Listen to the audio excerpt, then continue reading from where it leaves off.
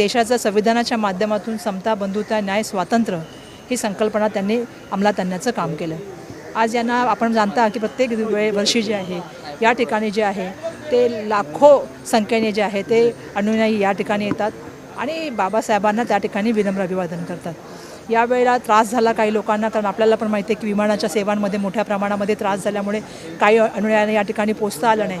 पण मला हे सांगायला पाहिजे की जगभरातून मंडळी या ठिकाणी येतात आणि प्रत्येक वर्षी जे आहे ते त्याच्याशी आमची अस्मिता जुडलेली आहे, आमचं आराध्य दैवत आहे आणि म्हणून यांना इथे येऊन आम्ही या ठिकाणी विनम्र अभिवादन केलेलं आहे। आणि आता शिवाजी पार्कला आम्ही जातो आणि शिवाजी पार्कमध्ये जे व्यवस्थापन आहे त्याचं कालसुद्धा आम्ही त्या ठिकाणी जे आहे ते बांधण्याचं काम केलं होतं आणि आज त्या ठिकाणी जे आहे त्या प्रत्येक स्टॉलला आम्ही त्या ठिकाणी व्हिजिट करणार आहोत। इंडिगोचा ज्या पद्धतीने ही समस्या निर्माण झालेली आहे त्या बाबतीत केंद्र सरकारला तुम्ही किती जबाबदार धरताय, कारण का आता आरोपांची कोलवाटेली जी ही दोन्ही बाजूंनी सुरू झाली? नाही, मी केंद्र सरकारला संपूर्णपणे जबाबदार ठरवते या गोष्टीसाठी, कारण शेवटी इंडिगो एअरलाईन्सने किती जरी त्या ठिकाणी जे आहे ते तुम्ही म्हणा मोनोपोली तयार करण्याचा प्रयत्न केला किंवा स्वतःचं जिद्दीवरती काही गोष्टी ज्या आहेत त्याने प्रवाशांना त्रास देण्याचं काम केलं, कारण त्यांचं म्हणणं असं होतं की DGCAने जे निर्णय केले त्याच्या बाबतीमध्ये त्यांचं काही म्हणणं होतं, पण त्याचा जो भुगतान आहे तो प्रवाशांना सहन करावा लागला। आणि सगळ्यात महत्त्वाची गोष्ट जी आहे त्याच्यामध्ये केंद्र सरकारने किंवा एव्हिएशन मिनिस्ट्रीने किंवा त्या ठिकाणी असलेल्या जे आपल्या एअरपोर्ट ऑथॉरिटी आहे त्यांनी कुठल्याही तऱ्हेची रहिवाशांना मदत केली नाही,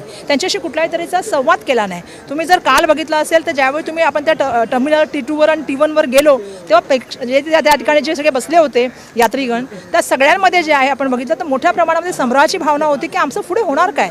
लोक त्या ठिकाणी कालपासून म्हणजे एक दिवस आधीपासून त्या ठिकाणी वाट बघत होती, त्यांना राहण्याचं व्यवस्थापन नव्हतं, खाण्याचं व्यवस्थापन नव्हतं, भविष्यामध्ये त्यांचं फ्लाईट सुरू होणार आहे की नाही, जाणार आहे की नाही, काही लोकांचं सामान मिस आउट होतं, त्यांना त्याच्याबद्दल माहिती नव्हती। त्यामुळे या संदर्भामध्ये कुठेतरी क्लॅरिटीची बोलणारी संवाद करणारी काही मंडळी त्या ठिकाणी येण्याची आवश्यकता होती, पण दुर्दैवाने आम्ही बघितलं की कुठल्याही तऱ्हेचं व्यवस्थापन जे आहे किंवा एव्हिएशन मिनिस्ट्रीकडून सुद्धा काही उत्तर आलेलं नाही किंवा एक बाईट झाली नाही की बाबा लोकांशी संवाद करणारे की आम्ही हे प्रयत्न करतोय, हे संपणार आहे आणि याच्यामुळे जे त्रास, त्यामुळे मला वाटतं लोकांना जो नाहक त्रास झालेला आहे त्याच्यासाठी केंद्र सरकार जेवढं इंडिगो कंपनी जबाबदार आहे तेवढंच केंद्र सरकारसुद्धा जबाबदार आहे, तेवढंच एव्हिएशन मिनिस्ट्री जबाबदार आहे आणि तेवढ्याच प्रमाणामध्ये जर आपण बघितलं तर एअरपोर्ट ऑथॉरिटीसुद्धा जबाबदार आहे, कारण त्यांनी काहीच व्यवस्थापन नव्हतं केलं। तुम्ही बघाल बाहेरच्या लोकांना तरी कमीत कमी आम्ही पाणी आणि काही गोष्टी दिल्या, पण तुम्ही विचार करा आतमध्ये जे लोक बसले होते ते इतके पॅनिक होते की त्यांना कळतच नव्हतं की सामान तुम्ही चेक इन केलेलं आहे, पण लोकांना तुम्ही त्या ठिकाणी काय म्हणता पूर्णपणे जायला नकार सांगताय। लोक वाट बघतात की आम्ही बाहेर जायचं का आतमध्ये यायचं, कमीत कमी आमचं सामान तरी द्या। आणि या सगळ्या प्रसंगामध्ये तुम्ही पार्किंगचे चार्जेस वाढवताय, तुम्ही त्या ठिकाणी जे आहे ते मोठ्या प्रमाणामध्ये एअरलाईनच्या ज्या बाकीच्या एअरलाईन्स होत्या त्यांनी त्या ठिकाणी फुगून रेट वाढवण्याचं काम केलं, ट्रॅव्हल एजन्सीचे पैसे वाढले, लोकांना कुठे कसं जायचं हा खूप मोठा मूलभूत त्या ठिकाणी प्रश्न होता। अहिल्यानगरमधून एक धक्कादायक घटना समोर आलेली आहे। नृत्यांगनी रुपाली पाटील यांनी आत्महत्या केलेली, भाजपचा संघटनेमध्ये एक कार्यकर्ता होता तो तिला लग्नाचा तगादा लावत होता म्हणून तिने सुसाईड केली। मी मगाशी सुरुवातीला बोलताना सांगितलं की बाबासाहेबांचा लढा हा समतेसाठी लढा होता आणि बाबासाहेबांचा लढा हा जसं मी मगाशी पण बोलले की मानव मुक्तीसाठी लढा होता।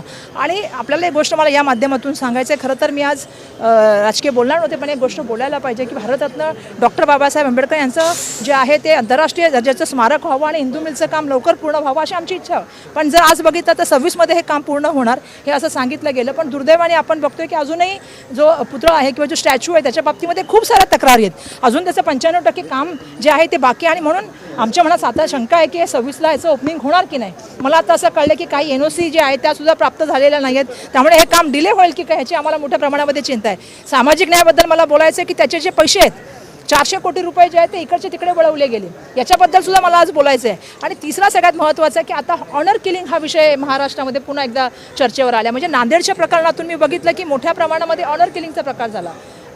सक्षमला मला वाटतं त्या ठिकाणची हत्या झाली, त्याच्या बाबतीमध्ये मला बोलायचं आहे, कारण ज्या तऱ्हेने पुन्हा जातीयतेचं वातावरण झालं। खरं तर बाबासाहेबांनी सांगितलं होतं रोटी आणि बेटीचे व्यवहार व्हायला पाहिजेत, जातीयता मिटली पाहिजे आणि जातीयता मिटायची असेल तर एकमेकाशी लग्न व्हायला पाहिजे, समाज जवळ आले पाहिजेत, पण दुर्दैवाने आपण आता बघतोय की समाजामध्ये त्या ठिकाणी जातीय तणाव निर्माण करण्याचं वातावरण चाललंय, धर्माचं राजकारण त्या ठिकाणी चाललंय। आणि म्हणून मला अपेक्षा आहे की जसं बाबासाहेबांनी देशाच्या संविधानात सांगितलेलं की समता, बंधुता, न्याय, स्वातंत्र्य. आता हा जो प्रश्न तुम्ही विचारला मला महिलेच्या बाबतीमध्ये, मी सातत्याने बोलते की वैशाली हागवणेपासून गौरीपर्यंत, आणि आज तुम्ही आजचं मला प्रकरण सांगताय तोपर्यंत, म्हणजे संपदा मुंडे त्याच्यामध्ये असतील, डॉक्टर आणि इतरही महिला असतील. मी बघते की ह्या सगळ्या महिला सक्षम आहेत, शिकलेल्या आहेत, इंडिपेंडंट आहेत, नोकरी करतात, आणि मग अशा महिलांच्याबद्दल काय म्हणतात, ती साशंकता आलेली, त्यांची हत्या झाली की त्यांनी आत्महत्या केली. पण मला एक कळतं की ज्या महिला इंडिपेंडंट आहेत, त्यांची कुटुंबाची म्हणजे त्यांचे आई वडील सुद्धा सदन कुटुंबातले आहेत, अशा महिला आता दुर्दैवाने आत्महत्या किंवा त्यांची हत्या का केली जाते, या संदर्भामध्ये सुद्धा काहीतरी चर्चा घेतली गेली पाहिजे. महाराष्ट्रामध्ये ज्या तऱ्हेने महिला अत्याचार किंवा महिलांच्या मोठ्या प्रमाणामध्ये हत्या किंवा आत्महत्या घडतात, आणि चिंताजनक हा विषय आहे, कारण शिकलेल्या इंडिपेंडंट मुली, या सगळ्या मुली, मग संपदा मुंडे असेल किंवा गौरी असेल, ह्या नोकरी करत होत्या, पण आज आपण बघतोय की ह्याच्याबद्दल कुठे चर्चा होताना दिसत नाही. आणि त्यामुळे महाराष्ट्र, जसं मी सातत्याने सांगते की देशामध्ये जर नॅशनल क्राईम ब्युरोचा रिपोर्ट तुम्ही जर बघितला तर त्याच्यामध्ये महाराष्ट्र दुसऱ्या नंबर आहे महिला अत्याचारामध्ये, आणि बाल अत्याचारामध्ये 1 नंबरवर आहे. हे आपल्याला कुठेही त्या ठिकाणी शोभनीय नाही, आणि म्हणून या विषयावरती एकदा चिंतन केलं गेलं पाहिजे. खरं तर आम्ही शक्ती कायदा केला.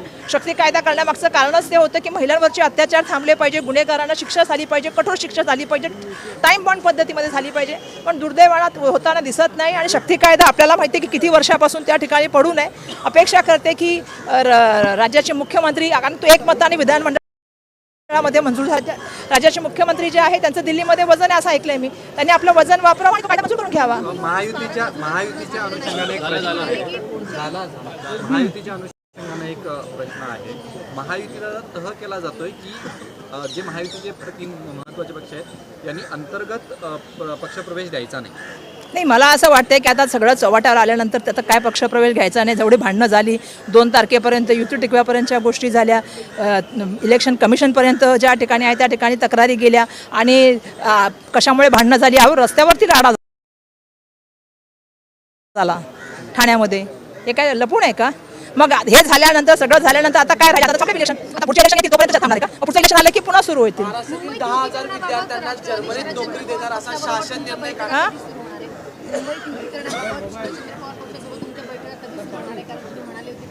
नाही, आम्ही त्यांच्याशी बोललेलो आहोत, आणि त्या संदर्भामधलं त्यांचं जेव्हा आमच्याशी बोलणं होईल, आमच्या सेशनशी बोलून, तेव्हा त्यांना बसू आम्ही. शासन निर्णय काढण्यात आला होता महाराष्ट्रातील 10,000 विद्यार्थ्यांना जर्मनीत नोकरी देण्याचा.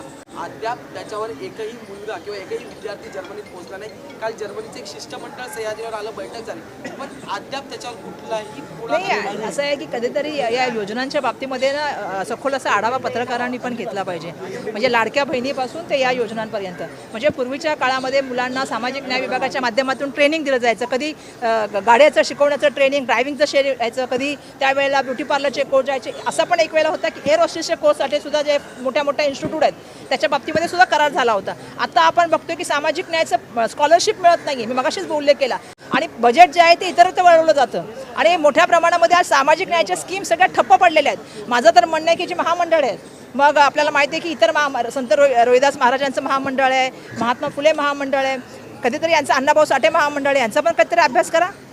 ह्याला किती बजेट दिलं गेलं, बार्टीला किती बजेट दिलं गेलं, बार्टीने काय काम, बार्टीच्या माध्यमातून काय काम चाललंय, कारण या सगळ्या गोष्टीवरती रिव्ह्यू होणं आवश्यक आहे.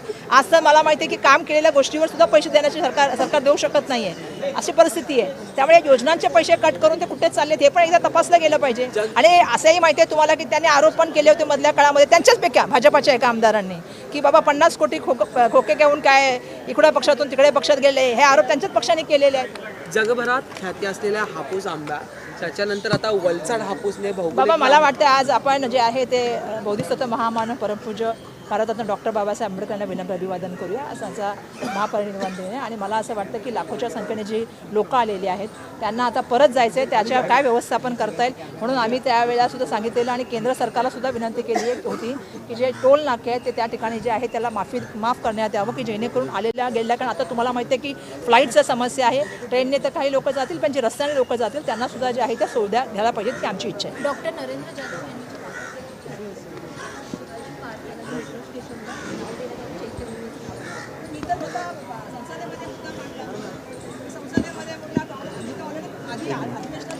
यांनी दिले